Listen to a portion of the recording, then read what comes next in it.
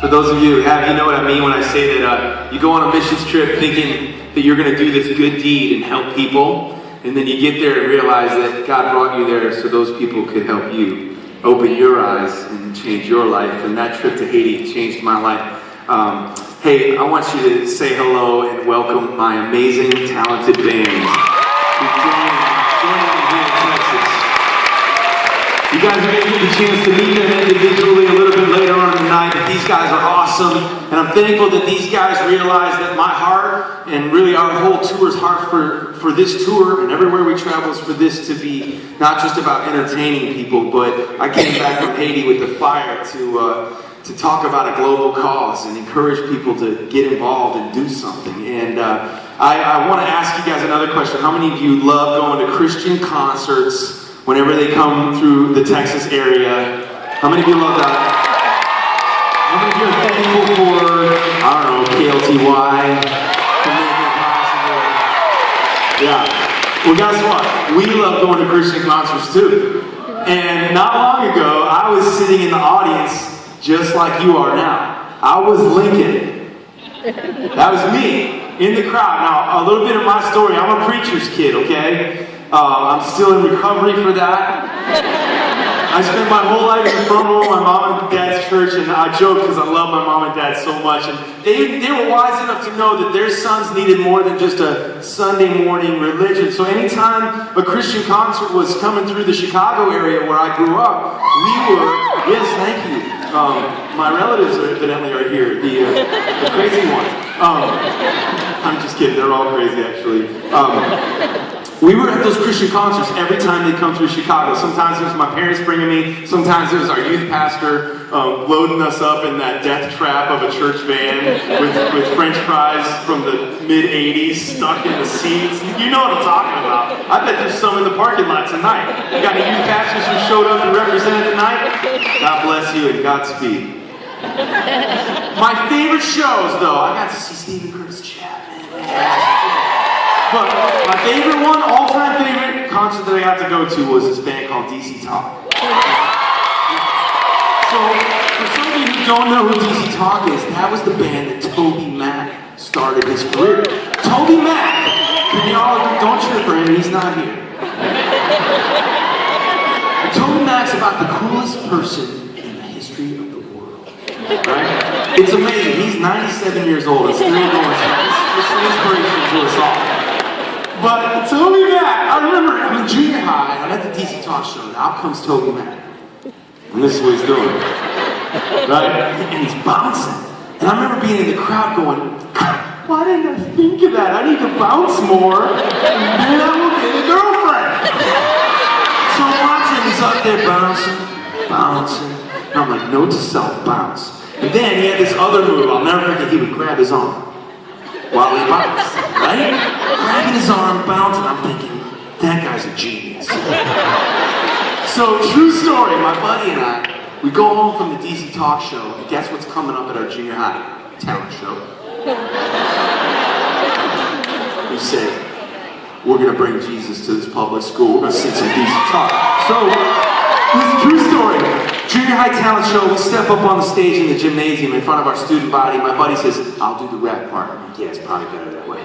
I'll sing. So I stand up there. While he's rapping for 3 minutes, I'm just up there doing this. Bouncing and grabbing my arm. Right? And the whole time I'm just thinking, Matthew, you look so cool right now. Holding my arm. The minute the song's over, I walk off the stage. My teacher comes up to me and says, Matthew, honey, did you hurt your arm in gym class? Do you need me to write you a pass so you can see the nurse? Really? That was the moment I learned that I will never be as cool as Toby Mac. Somebody said, that's okay. No, it's not. I'm still scarred from that. But beyond studying Toby Mac's moves, really the most poignant moment that I remember at every Christian concert I attended, from youth all the way up to high school and college, was there would come a time in every Christian concert, not the secular ones, but the Christian ones, it separated them. And the artist would stop the music, kind of like I just did. They would come out, and for a few moments, they would share about a cause greater than just their music. And they would speak about an organization like Compassion International. and they would encourage the crowd to step outside of their own life, raise their hand, and sponsor a child. And I remember thinking, I respect that. That's really cool. But guess how many times I raised my hand when they said, who wants to sponsor a child? 0 times. And I had reasons for that. You remember, I'm a preacher's kid, so I was a little bit cynical. And when they would say things like, just a little over $1 a day can change the life of a child. Have you ever heard something like that before? Well, my cynical preacher's kid mind sitting in the crowd going, wait a minute. A little over $1 a day, I can't even get the blizzard I want at Dairy Queen. How's it going to change the life of a child? It just seemed drastic and made up, and I didn't buy it. So I thought, somebody else can do it. The other thing they would always say was, you can actually communicate with the child you sponsor by writing them letters. The child will be translated into their language and sent to them. The cynical preacher's kid in me is thinking, yeah, right, so it's going to magically arrive in this far-off village? I didn't buy it. So I said, you know what, that's a sweet sentiment. I'm sure they're doing good in the world, but it's not for me. Fast forward, I'm all grown up. My songs are on KLTY. I'm getting to stand on stages in Texas and see amazing people. And guess who called me on the phone? Compassion International. And they said, hey man, we're hearing songs of yours like My Own Little World and Do Something. And it's clear to us that you really have a heart for children in poverty in other parts of the world. Would you consider taking a moment out of your concerts to speak on behalf of those children's needs? Oh man, on the other end of that phone, there was a cynical preacher's kid just sinking lower and lower in my chair. And the words of my own song proceeded to smack me in the head. Why don't you do something, Matthew? Why don't you do something? And so, naturally, I tried to get out of it. This is no joke when I said, thank you for the invitation, but, I would really need to see it for myself with my own eyes if I'm going to use my platform to speak about this organization. And they said, that's a great idea. We would love to fly you to any country so you can see firsthand how God is using Compassion International. I said, well, my shots are not up to date, and I cannot afford to get malaria right now. No problem, we have a physician lined up to get it all taken care of. I said, my passport, it is expired. No problem, we can expedite that process. And I'm thinking, for the love of Pete, there's no way out. Take a hit, lady. But this was one of those moments. Have you felt different kinds of moments where God's leading you towards something? Sometimes it's a gentle push. Sometimes it's a shove, as if to say, you can run, but you can't hide. You can run from my will, Matthew, but you're going to get landed in the belly of a whale, and like it or not, that whale's going to spit you up in Haiti.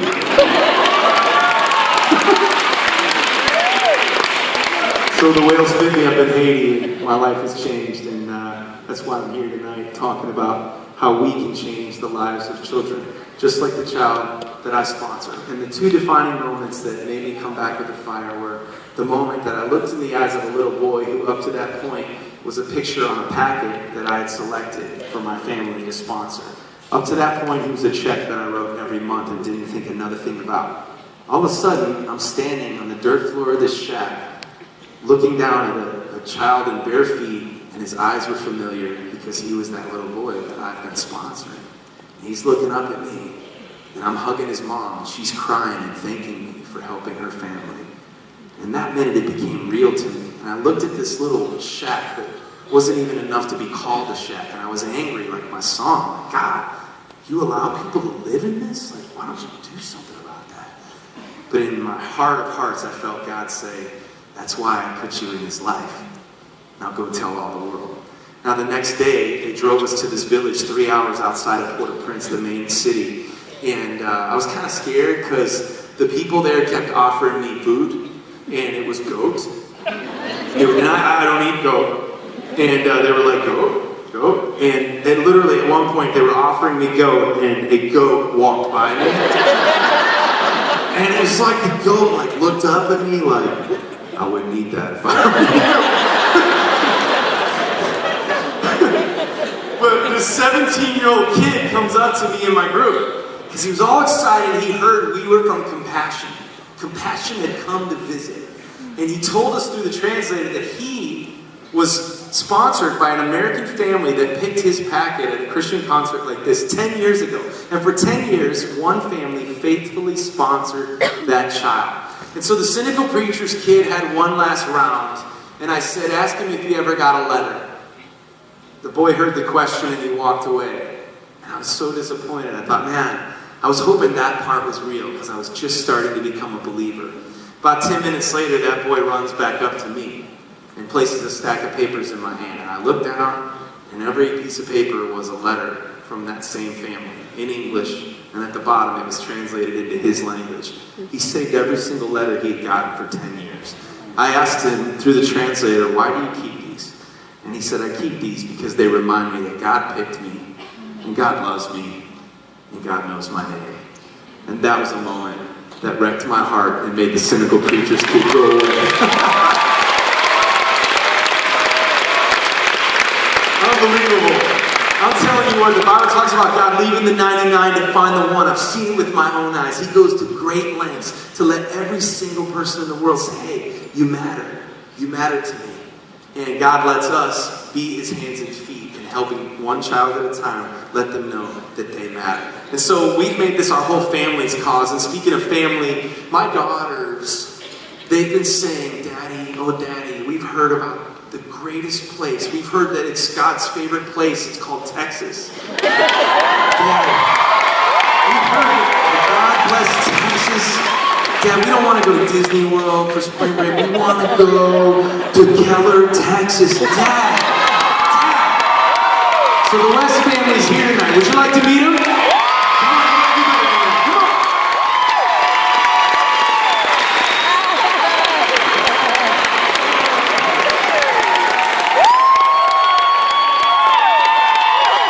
Come on.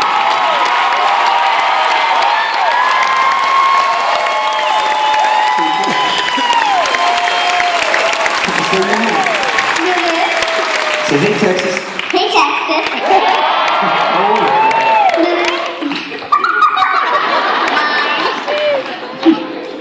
How old are you? How old are you, Lulu? Okay, and what's your name? Delaney. How old are you? 6. Have you guys had a lot of sugar today or something? Yeah. By the way, I kissed a girl tonight. It was a long story. What's your name? Hi, I'm Emily. Who are you? You're what? This is my wife. Are you kidding me?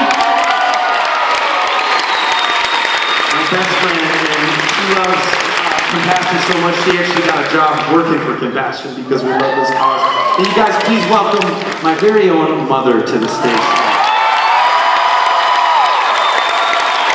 So, listen, I brought my girls on stage so that you can see why I chose to sponsor a little boy through Compassion. And you may have your own reason for sponsoring the child that you sponsor, but whatever reason it might be, I promise you is a good reason. And have you ever bought something or paid for something in your life and had buyer's remorse? I'm telling you what, the check that I write to sponsor the child we sponsor, never once have I thought, I wish I didn't do that. Because I've seen the difference it's making in this child's life. So the West family wants to give you guys an opportunity to do something with us. On our own, we can't do everything. But if we each have a do something, we can change the world. Can I see this? They have packets, and each packet is a picture of a child, just like the one we sponsor. And maybe tonight you're thinking, I've heard about this before. Tonight's my night, I want to do something. We would greatly appreciate you joining us in this cause. And just to prove it, every single person who raises their hand during these next 4 minutes to sponsor a child is going to get my CD, the one with Hello, My Name Is and Forgiveness on it, just as a free gift to say thank you, okay? So the way we're going to do this is we're going to sing a song. And to sing this song, I want to bring my buddy Colton Dixon back to the stage.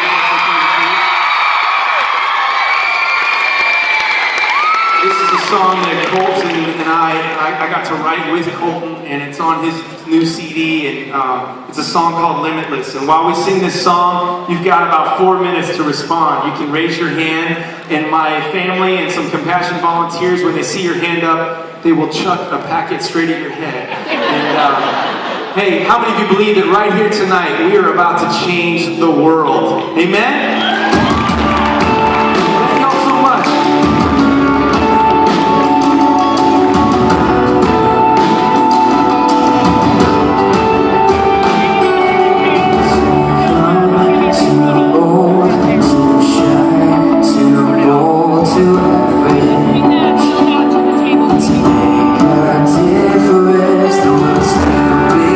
Too small to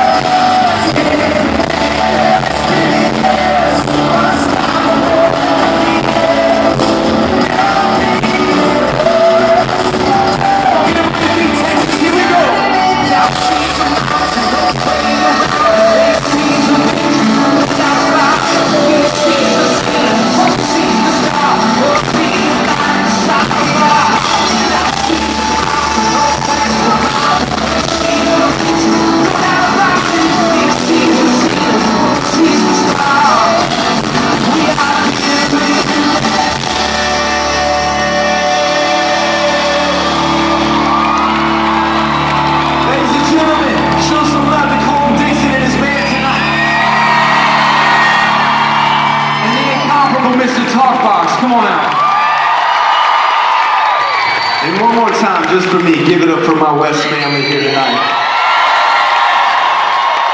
Hey, lastly, I want you guys to show your appreciation to everybody who was able to raise their hand and sponsor a child tonight. Give it up for them. We thank you so much. You know what I think is cool? There's a child right now in another part of the world who has no idea that their life has just been changed. That's amazing, isn't it? So here's the deal. It's Thursday night, but it feels like Friday. We still got a few more songs we want to share with you before we go home, all right?